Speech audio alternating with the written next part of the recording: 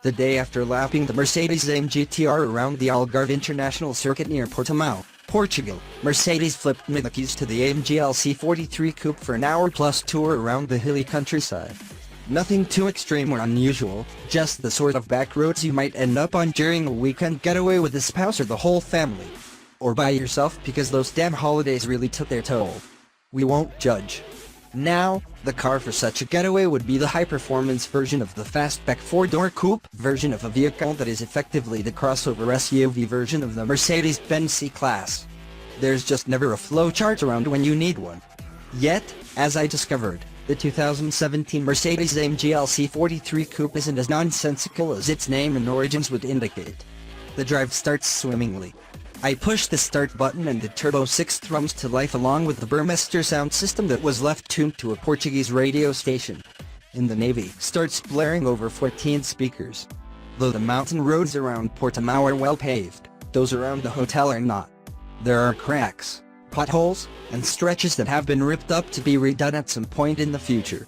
Such unpleasantness draws attention to the GLC43 single-S standard air body control adaptive suspension.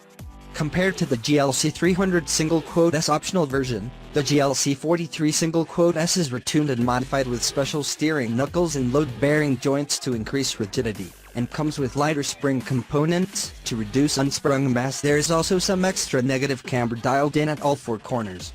It's all done for the sake of agility, more on that later, but when left in comfort mode, the suspension probably won't beat you up over potholes.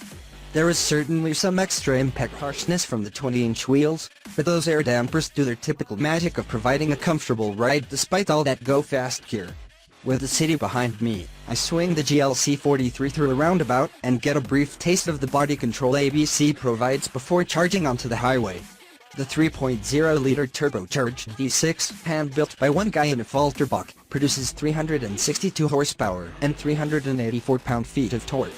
I don't think it'll make you giggle like an AMV8 will, it's not quite as torque-rich or boisterous for that, but the engine represents a clear performance upgrade over an impressive turbocharged four-cylinder in the GLC 300. Mercedes says the 43 will hit 60 miles per hour in 4.8 seconds, which compares with the GLC 300 single-S estimate of 6.4 seconds. Just for some perspective, as 0-60 times are otherwise a bit silly. There are 5 drive modes: Eco, Comfort, Sport, Sport Plus, and Individual. Within those, there are only 2 steering modes, Comfort and Sport, and 3 suspension modes, Comfort, Sport, and Sport Plus. Throttle and transmission are altered in every mode. As it usually does, Sport Plus impresses. The throttle response is invigorating, providing a just right interaction between your foot and the V6. Reaction is immediate yet not hypersensitive. The 9-speed automatic, which uses software changes to reduce shift times in the AIM model, does such an excellent job of anticipating the need for a number of downshifts that I never once reached out for the wheel-mounted shift paddles. Really, the same could be said for the AMG GT R, so it's nice to see consistent characteristics across the broad range of a brand. Once up in the mountains, it's easy to forget that the GLC43 is an SUV. Despite some tighter, more technical stretches, the GLC Coupe really doesn't feel that big, tall, or heavy. Certainly some credit should go to the air body control's ability to keep things flat, especially in Sport Plus.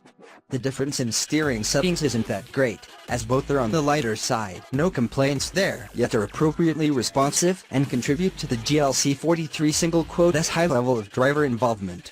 It's around now that I should lament that Mercedes doesn't sell the C43 wagon in the States, since that would assuredly be the better vehicle to drive and be more practical than this coupe. As it is, though, we're stuck with the GLC43 and in all honesty, it's pretty darn good.